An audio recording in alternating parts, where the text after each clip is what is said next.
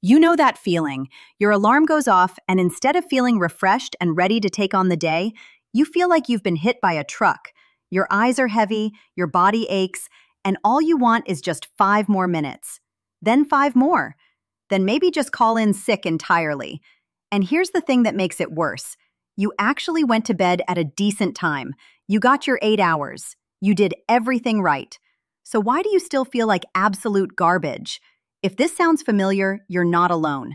Millions of people wake up tired every single day, and most of them have no idea why. They blame their mattress, their pillow, their stress levels, or just accept that they're not morning people.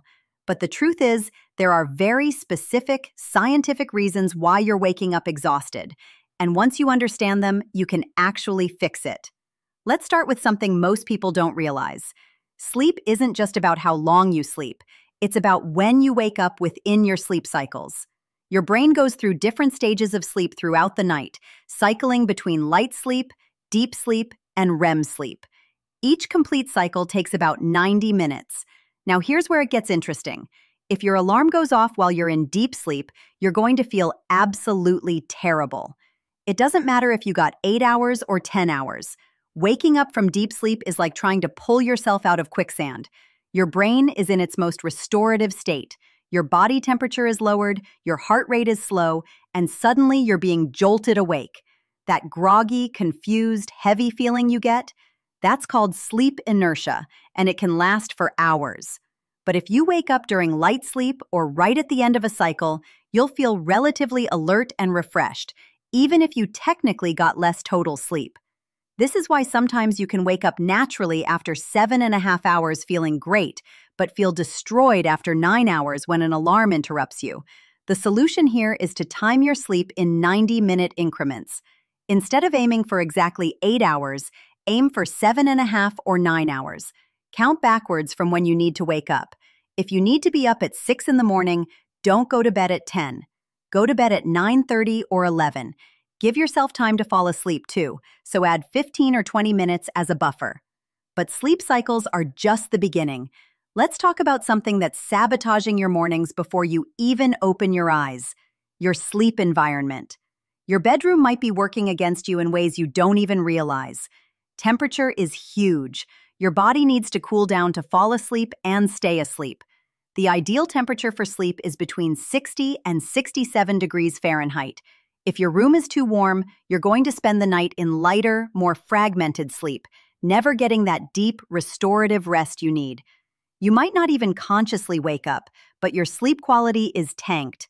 And it's not just temperature. Light exposure is absolutely critical. Even tiny amounts of light can disrupt your sleep. That little LED on your phone charger, the street light bleeding through your curtains, the glow from your alarm clock, all of it signals to your brain that it's not fully nighttime. Your brain produces melatonin, the hormone that makes you sleepy, in response to darkness.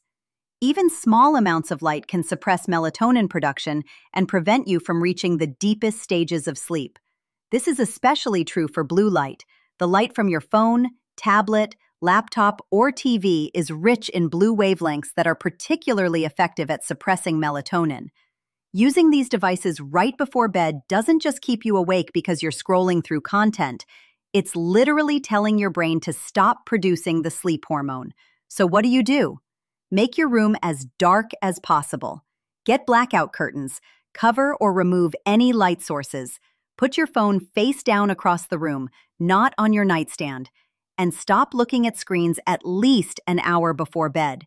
If you absolutely must use a device, use blue light filters or night mode settings, though honestly, just putting the phone away is better. Now let's talk about something that might surprise you. What you're doing during the day is determining how you feel when you wake up. Your energy levels in the morning aren't just about what happened during the night. They're about your entire 24-hour cycle. Your body runs on what's called a circadian rhythm. It's basically your internal clock that regulates when you feel awake and when you feel tired. This rhythm is influenced by light, food, activity, and consistency. When you're in sync with your circadian rhythm, you wake up feeling good. When you're out of sync, you wake up feeling like death. Here's the problem. Most people's circadian rhythms are completely scrambled. They go to bed at different times every night. They sleep in on weekends to catch up on sleep. They eat meals at random times. They don't get enough natural light during the day. All of this confuses your internal clock. Your circadian rhythm wants consistency. It wants you to go to bed at roughly the same time every night and wake up at roughly the same time every morning, including weekends. I know, sleeping in on Saturday sounds amazing when you've had a hard week, but it's actually making your Monday mornings worse. When you sleep in, you're essentially giving yourself jet lag. Your body thinks you've traveled to a different time zone and it needs to readjust. The same goes for irregular eating patterns. Your body expects food at certain times, and when you eat has a powerful effect on your circadian rhythm. Eating late at night, especially close to bedtime, can disrupt your sleep quality and make you wake up feeling sluggish. And here's something most people don't think about: morning sunlight. Getting bright light exposure, especially natural sunlight, within 30 minutes of waking up is one of the most powerful things you can do to regulate your circadian rhythm. It signals to your brain that it's daytime, suppresses any lingering melatonin, and sets your internal clock. This makes it easier to fall asleep at the right time that night and wake up feeling alert the next morning. If you're waking up tired, try this. Wake up at the same time every day, even weekends. Get outside or at least near a bright window within 30 minutes and go to bed at a consistent time. Give it 2 weeks. Your body needs time to adjust, but once it does, you'll notice a massive difference. Now let's address the elephant in the room. You might have a legitimate sleep disorder and not even know it. Sleep apnea is incredibly common and vastly underdiagnosed. It's a condition where your breathing repeatedly stops and starts during the night. You might not consciously wake up, but your brain does, pulling you out of deep sleep dozens or even hundreds of times per night. You could be in bed for 8 or 9 hours and effectively getting only a few hours of actual restorative sleep. The classic signs of sleep apnea are loud snoring, gasping for air during sleep, waking up with a dry mouth or headache, and of course, feeling exhausted no matter how long you sleep. If this sounds like you, especially if you're overweight or have a thick neck, you need to talk to a doctor about getting a sleep study. Sleep apnea isn't just about being tired. It increases your risk of heart disease, stroke, and a whole host of other problems. There's also something called restless leg syndrome, where you have an irresistible urge to move your legs, especially at night. This can prevent you from falling asleep or keep pulling you out of deep sleep. And then there are conditions like narcolepsy or chronic insomnia, which require medical attention. The point is, if you've tried everything and you're still waking up exhausted, it might not be about habits or environment. It might be a medical issue that needs professional treatment. But for most people, the problem isn't a disorder. It's a combination of poor sleep hygiene, misaligned circadian rhythms, and lifestyle factors.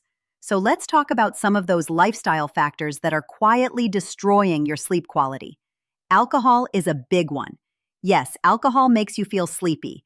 It's a depressant, so it can help you fall asleep faster. But here's the catch. It absolutely ruins your sleep quality. Alcohol suppresses REM sleep, which is crucial for cognitive function, memory, and feeling mentally refreshed. As your body metabolizes the alcohol during the night, it causes a rebound effect that leads to fragmented sleep. You wake up more often, even if you don't remember it. This is why you can get a full night's sleep after drinking, but wake up feeling awful. Caffeine is another culprit. The half-life of caffeine is about 5 to 6 hours, meaning if you drink a coffee at 4 in the afternoon, half of that caffeine is still in your system at 10 at night. It blocks adenosine receptors in your brain, which are responsible for making you feel sleepy. Even if you manage to fall asleep with caffeine in your system, it reduces the amount of deep sleep you get. And let's talk about stress and anxiety. When you're stressed, your body produces cortisol, which is a wake-promoting hormone. High cortisol levels at night make it harder to fall asleep and stay asleep. But even if you do fall asleep, the quality suffers. Your brain stays more active, processing worries and problems. You spend more time in light sleep and less time in deep, restorative sleep. The fix for stress-related sleep issues isn't just about meditation or relaxation, though those help. It's about actually dealing with the sources of stress and creating a wind-down routine before bed. Give yourself at least an hour before sleep where you're not working, not checking emails, not engaging with anything stressful. Read a book, take a warm bath, do some light stretching. You need to give your brain permission to transition from alert mode to sleep mode. There's also your physical activity level, or lack thereof. People who are sedentary during the day often have trouble sleeping at night. Your body isn't tired enough. Regular exercise, especially earlier in the day, improves sleep quality significantly. But here's the catch. Exercising too close to bedtime can actually make it harder to fall asleep because it raises your body temperature and cortisol levels. Aim for morning or afternoon workouts, not late evening. So let's put this all together.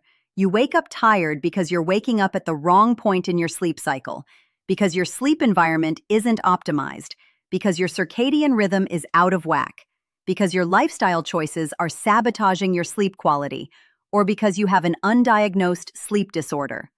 The good news is that most of these things are fixable. Start with the basics. Make your room dark, cool, and quiet. Go to bed and wake up at consistent times.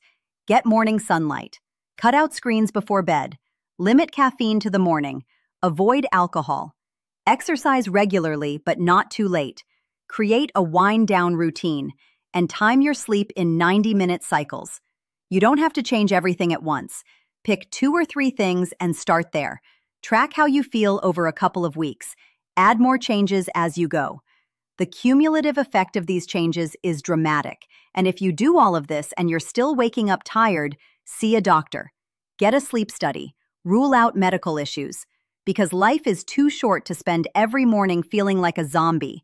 You deserve to wake up feeling good, feeling energized, feeling ready to actually live your life. And now you know exactly how to make that happen.